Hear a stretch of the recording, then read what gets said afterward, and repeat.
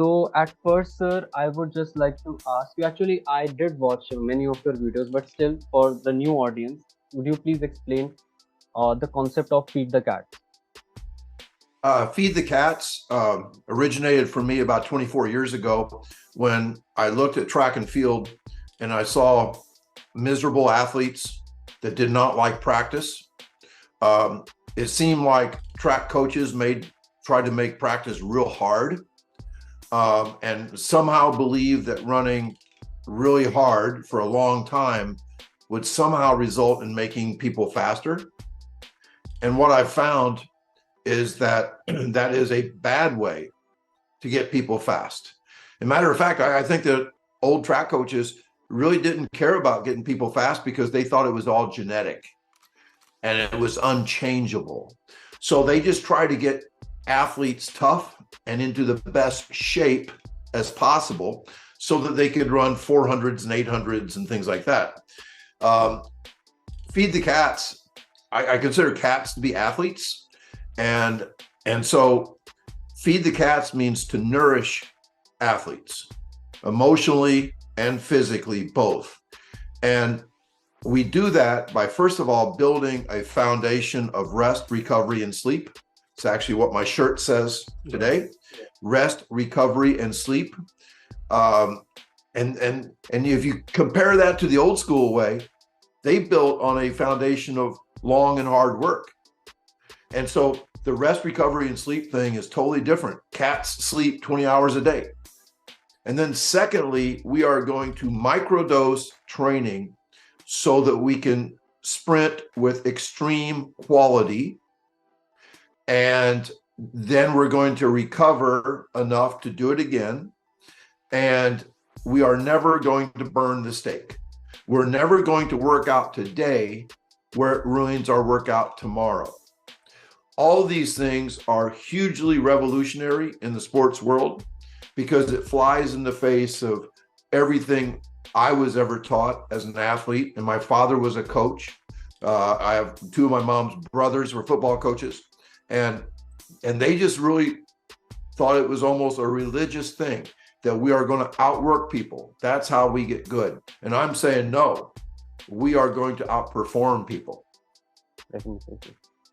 Yes, that is the reason that I was shocked because let me tell you, when I was 15 years old, see, here in India, we treat our coach as our guru. Guru is a term used for God.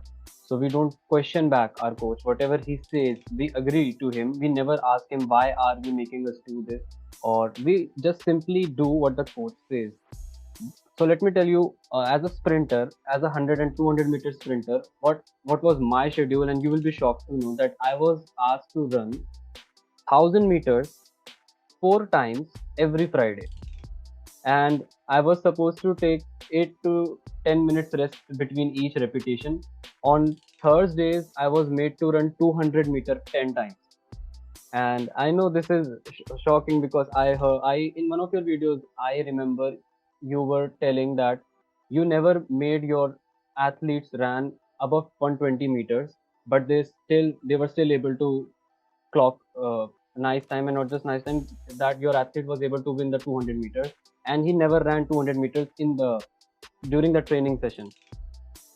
So that was something really shocking to me, that how come someone can actually win the 200 when he's not running the 200 during the training session. But the more I got deeper and the more videos I watched, I realized, okay, no, this is serious, and what you are teaching is something else. If with this I come to the next question, that is about strength training, because this is also a thing that the heavier you squat, the faster you run. But in one of your videos, while I was watching that, you said that you cannot plant corn and expect something else to grow. If you want to run fast, you are supposed to do sprint training, and big muscles doesn't mean that you are getting faster. So can you explain that a little bit? Because here everyone is into squatting heavy and bench pressing, making that chest bigger and popping out those muscles, and they believe that it is going to help them run fast, and that is something different from your approach. So could you please explain that? Yeah, there's a lot to unpack there. And you're speaking right to the traditional approach of track in America. Even I would say at least 50 to 75% of college coaches are still doing stuff that I find to be not just I don't agree with, but I think it's stupid. And what I tell people is, strength is good. You need to be strong, but stay general in the weight room. Stop thinking that a certain exercise is going to make you fast. It will not. There is not a single exercise in the weight room that directly corresponds to getting super fast. So I say stay general in the weight room, be extreme in speed training, and then be specific in your sport. So what it would mean is this: get in, do your weight work, and do pushes and pulls and hinges and squats and do all those things. Never let it ruin tomorrow.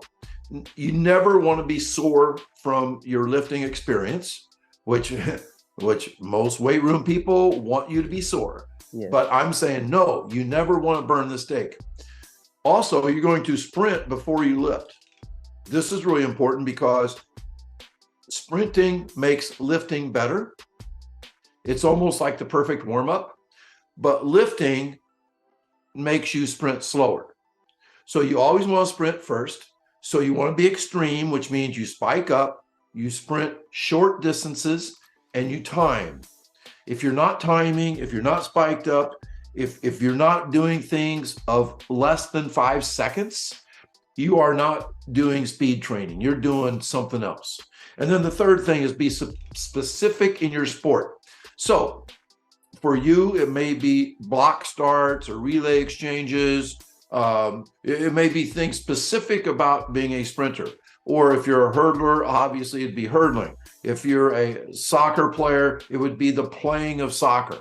So we are going to be extreme in our sprint training, general in our weightlifting, and specific in our sport. Now, what happens is this: the stuff that you were describing about your old coach, and I have to say that most coaches don't like to be questioned. Yes. They are authoritarian figures. They are the boss. When they say something, athletes do it. I want my athletes to ask why, because I love to explain why. I have a why.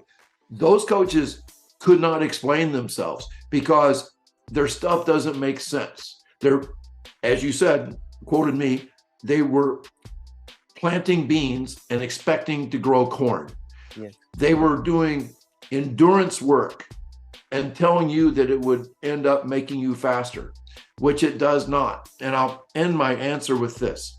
Anything that you're doing as a sprinter lasting more than 5 seconds is not working on speed. Yes. So those 10 200s that you're running in 30 seconds, that's not speed work. If you're running 1,000 meters or any type of laps type thing, you are not working on speed. The furthest my guys run in all my sprinters, and my sprinters are 400 meters also, is 200 meters in practice. And we only do that about once every 2 weeks. Today, we ran 3 20-meter flies, where we run in about 30, we're fast as we can go for 20, and we time that maximum velocity. But that's still just a 5-second run. If I talk about warming up, when I was watching multiple videos, I realized here the warm up for sprinters, it lasts about 45 minutes, and they are made to run 4 to 5 kilometers as a warm up. They are supposed to run 20 to 25 minutes non-stop in a good pace. So that is the part of warm up. So this is how we warm up. And when I got deeper, of course, I changed this. Now I don't run 20 to 25 minutes just for warming up. As far as I've heard, if you're supposed to run till you break a sweat. Is that correct, sir? For warming up. We do not break a sweat when we warm up. You need to see warm up differently. Okay. Anything that's a 45-minute warm up is ridiculous. You are not going to be able to run as fast after your warm up. because you warmed up for too long. Your warm up was actually became a hard workout. Um, if if you're running laps, you are sending the wrong signals to your brain. Your central nervous system is firing slowly. Plus the fact that warm up that you described sounds miserable. It's not something that I would look forward to. I want my sprinters to look forward to practice. I think we're really good at things that we love doing. And so I want to make practice the best part of a sprinter's day. So what we do, our warm up takes 10 minutes. We do 10 5-second speed drills in 10 minutes. We take no lap. We don't break a sweat, but we do every single thing kind of like turned up, like on a scale of 1 to 10, we do it like an 11. We want it to be super snappy, fiery, full of intent, full of, we're going as fast as we can, jumping as high as we can, skipping as snappy as we can, all those things. And so the way I look at it is that if you are doing a high CNS activity, central nervous system activity, which sprinting, nothing higher in the human experience. Nothing, there's no movement that is more high CNS than sprinting. Nothing. So if we're wanting to warm up for that, our warm up needs to be CNS based. It needs to be super fast, super intentional. It needs to be like fiery quick. And that warms up our CNS to sprint. If you start thinking of it that way, you could go out and jog 10 miles. Well, or 10 kilometers. If you went out and jogged an hour, you would break a sweat. A lot of people say you are warmed up, but are you warmed up to sprint? And I'd say, heck no, zero chance. Matter of fact, if you sprinted, you're probably going to get hurt. So we warm up in the correct way, which is short, fast, intentional, and then we sprint minimally. And literally, we can get, we had 40 guys do a workout today, and the whole practice lasted 45 minutes. 45 minutes. That's how long your warm-up takes.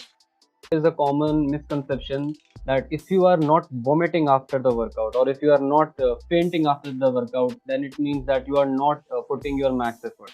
So athletes here, they train twice a day, and both times, I mean, in the both of the sessions, they train to failure. I mean, they train till they vomit or till they exhaust, and I have seen people vomiting in the stadium after 2 or 3 sprints. And in one of your videos, I heard you said that if your athlete is going from the track tired, then it means the coach is not doing the right thing. So that just concludes. Yeah, that's a really important thing. I think traditionally that was like one of the 10 commandments of sports training, is that we're going to train until we fail. We're going to lift until we can't lift. We're going to run until we can't run. And feed the cats is the opposite. We want to accept small gains. If you make a profit every day, you'll never go broke. If you make a profit every day, I think you get rich. And that's the way we train. And if we add in that emotional aspect of I love practice. If you would have talked to my 40 guys today as they're leaving, and you put a microphone up and said, "Did you like practice?" They would have said, "I love practice." That's new, that's different, that's revolutionary, because that's not the experience you're having in India. That's not the experience that college athletes are having in America. It is, sports were meant to be miserable in practice. And somehow that was good for us boys, because we would turn into men someday because of all of our hard work. But you know what? They're not talking about faster. I say that performance is more important than hard work. The speed is more important than being tired. And so that changes everything we do. You brought up endurance. And I mean, some of my favorite coaches are distance coaches. But every time you go on a 10-mile run or a 5-mile run, anytime you run 50 to 100 miles in a week, your ceiling of speed creeps downward. You are detraining speed. Um, Typically, from what I've seen, even the best, fastest distance athletes that I have known at the high school level cannot run 22 miles an hour. A lot of them can only run 21. Now, they can run 21 for a fairly long time because they have such great aerobic engines, but they have a ceiling of speed. And I don't think we should not be lowering our ceiling of speed. We should be trying to raise it. If we can have a workout where I can get you to run at a speed faster than you've ever gone before, that's what we're after. We're not after long and hard, slow work. We're after teaching the nervous system to fire faster than it's ever fired. And I believe, I mean, as much as I have researched about it, that when we run longer distances and we do too much endurance training, we are actually hurting our type 2 fibers and type 2X fibers, because it is building type 1 fibers which are used to run longer. And we are actually building type 1 fibers instead of type 2, because the work that we are doing, it is going to engage type 1 fibers to build in our body. So that was something that I got to know, and I immediately stopped running long distances because I knew what exactly I was doing wrong. I was training my type 1 fiber. So those are for endurance athletes, and that is one of the reason I was always confused that why my country's sprinters, they are none of them ever qualified in the 100 meters for Olympics, or even in the 200 meters. I mean, almost none. That is because athletes here, they are doing so much endurance training that when it comes to longer distances, there my country's athletes, they do qualify for 3000 meters, for 800, 1500 meters, because they are doing that particular training. Even what you say, in one of your videos, you said that some coaches were actually against you in US as well, because they didn't believe that athletes should take that much rest. So that is the thing, and that's when I got to know that this is the reason why my country's sprinters are actually not performing good, because the 100-meter record in my country is 10.25 seconds. And your one of your ex-student, I believe, or I believe he's still your student, Marcelo, that you usually talk about in many of your videos, you said that when he was 14, he ran 10.4. Yes. So a 14-year-old there is clocking a time of 10.40, and here my national record is 10.25. So that was something that I was really confused at what exactly is going wrong here. Do we don't have the genetics, or is it the training? But I believe it is the training. That is, I believe it's a mix. We cannot ignore genetics. yes, sir. I mean, it's absolutely crazy that an island of a couple million people, Jamaica, Yes, yes, yes. can produce, such a huge percentage of the world's fastest humans. But yet they cannot produce a distance runner. Isn't that weird? Like they love track and field, but they don't run the mile. They don't run the 1500. They don't run the 800. They are a sprint island. Now, some of that's cultural, but you better believe a lot of that's genetic. And too many people just say, well, they're African American, so they're fast. Well, we can go to Kenya, and they have never qualified for the Olympics in the sprints. They are distance runners. So to ignore the difference between Jamaica and Kenya genetically would be wrong. Now, you could say, well, just like Jamaica has a sprint culture, Kenya has a distance culture. That's 100% true. Kenyan heroes, Kipcheno and like all the great Kenyans, those people are legendary heroes, and maybe young people want to grow up to be them. So I think it's a part of it. And then the other part, though, is training. I think distance training is far more intuitive. I think being a distance coach is one of the easiest things you can do. Yeah. You have to run far, and you have to run fast running far. You don't have to have a very high ceiling, because I mean, even in the 400 meters, to run a 48 second in the 400, all you have to do is run 19 miles an hour for 48 seconds. My sprinters can run, my good ones can run 22 or 23 miles an hour. So that's not that hard. They just have to work at sprinting further because their ceiling is so high. But with a distance guy, I think, to be a great miler, you don't have to run 19 miles an hour.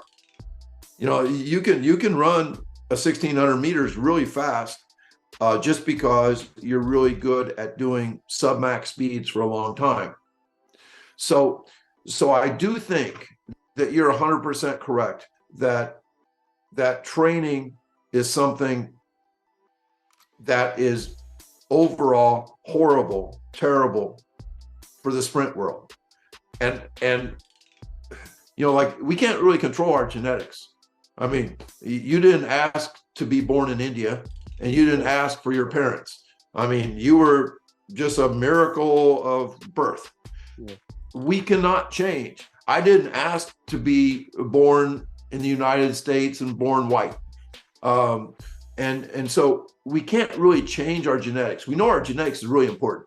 Yes, sir. I mean, if you were the son of if your father ran the Indian national record 1025, and your mom came to the United States and long jumped and triple jumped for a college here, I would say, oh my God, you're going to be a star, because your genetics are so superior because of who your parents are.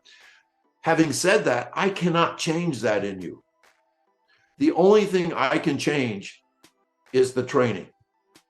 And if the training's bad, we need to get better. Yes, sir, definitely. So that is the thing, that training should be changed here. And I have worked with multiple coaches, and I never really found much difference between the training. And like you said, training for longer distances is easier because you are just supposed to run fast and you are just supposed to do that for a long time. But when it comes to sprint, trust me, I didn't know what sprint mechanics were. I mean, I got to know about dorsiflexion after I was 20 years of age. I didn't know what dorsiflexion is. I didn't know what low hill recovery is. My coaches never taught me how to sit on the blocks, and I was so curious that why am I not getting faster? But it's all that came when I started researching on my own. I started digging deep, and that's when I got to know, okay, low hill recovery and dorsiflexion. There are so many things, so many technical things. When we see the 100 meters, most of the people, they're like, oh, they are just running. But the ones who are running, only they know how much work is done, and not just on the speed but also on the technique. None of us here talk about the technique. We are all into speed. People are doing speed work 4 to 5 days in a week, 4 to 5 days in a week, and I believe even that is not good. I think that, yeah, exactly, they are not focusing on the technique. They come, they sprint for 60 meters, 100 meters, and then they go. They are not focusing on low hill recovery and dorsiflexion because they don't know. That is the first thing. First thing is that here the knowledge is very less compared to the knowledge that you have, the knowledge in the other countries. That is the reason that I thought that maybe I should do a podcast with you. You can actually guide my community. With that comes the fourth question here, and that is it okay to train twice a day? Because most of the athletes here, they train twice a day. Most of the athletes I know. Oh, when you asked that, the thing that popped into my head was, why would you want to? Like, why? Like, wouldn't you be able to practice once a day better than twice a day? Exactly.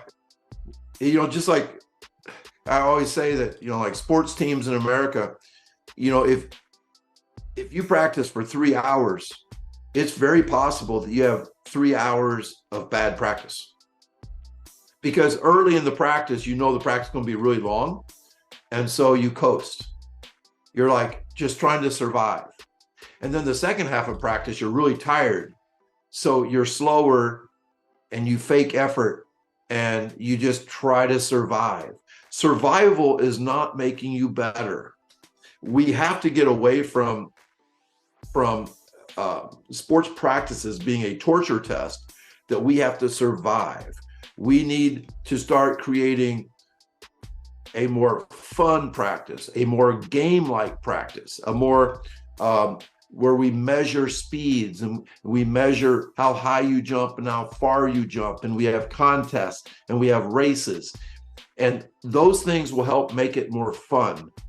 But I absolutely see the sports world, the track and field world, as many times doing things in practice that are easy for coaches.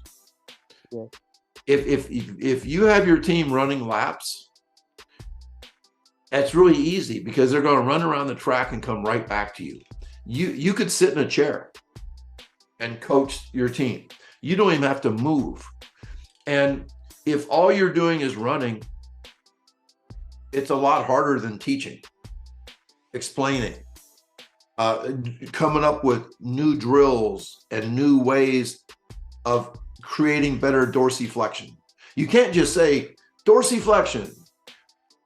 You have to practice it. It has to become a habit. And you're not going to practice dorsiflexion when you're running laps.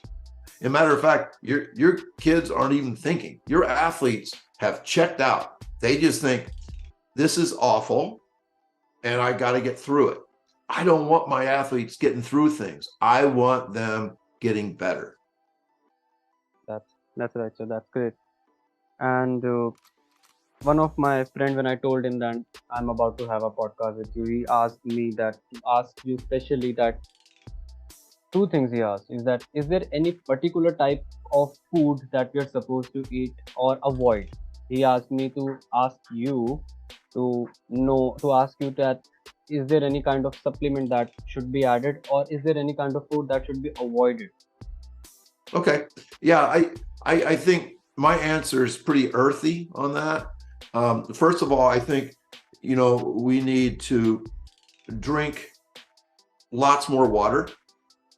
Almost anyone you talk to that switches from flavored drinks and sugary drinks to drinking water, they find huge health benefits. I tell my athletes to get into a habit every morning of drinking 2 glasses of water. First thing you do is you fill up a glass, drink it. Fill up another glass, drink it. It's like taking a shower on the inside. The 3 things that we want to do on the day of a meet or a day of a practice: 2 glasses of water, eat, and shower.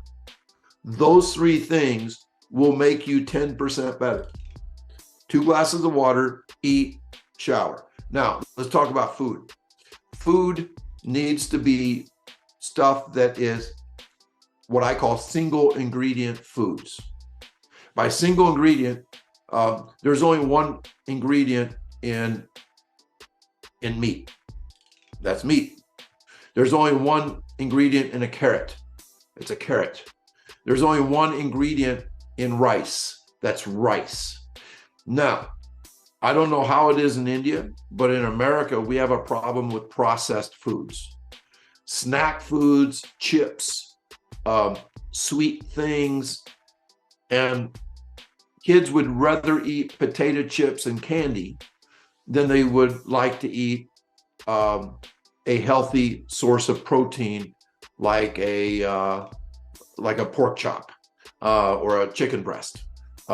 They would rather eat chips and candy than to eat fruits and vegetables.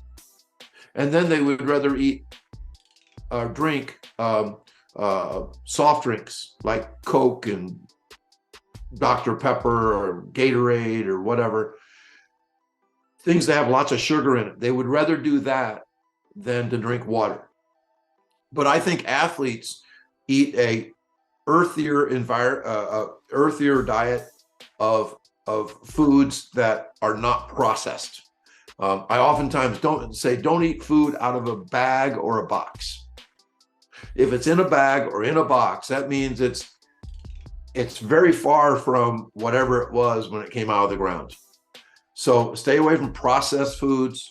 I think you should stay away from sugar, and you should eat good, healthy protein sources. Athletes, I hope you know this, athletes need more protein than non-athletes. Yes, yes, I don't think you can eat enough eggs or chicken, or I mean, like, those things are really, really important to build an athlete's body. And then, I think that you just need to make good choices. Like if there's a cookie and an apple, American kids will grab the cookie, but I think good athletes grab the apple. definitely. It is more or less the same thing here as well. The processed food is a huge problem. And the thing is that it is easier to, I mean, if you want to eat healthy, you will have to come home, cut the vegetables, you will have to cook. But when it comes to it comes to an easy snack, you can just go to a shop and have a burger or a hot dog or a chips, packet of chips, because that is easy, that is more convenient. It happens here as well. And here in India, we have a sweet tooth. I mean, even the tea that we have in the morning, it consists of 2 spoons of sugar. So that is the thing. So as an athlete, I don't get indulged into such bad food habits. I try to control it as much as I can. But I'm just saying that this is something that the kids are indulged into since they are small, very small, 2 to 3 or Yes. 5 years old. So there is a habit, and it becomes a habit when they are 11 or 12, and it is very hard to control by then because now they are in a habit of eating such sweet foods, and it is eventually impacting their speed and their overall performance. And that concludes my last question as well. So, okay, let's end this session for now. And I'm hoping to have more sessions like this with you because I learned so much from you today. And I've been learning from you from your YouTube videos. I would like you to just keep making such videos. Thank you so much for joining me today, sir. And Thank you. Till next time. definitely, sir. Okay. Thank you. Thank you so much, sir. And have a great day ahead. Bye bye.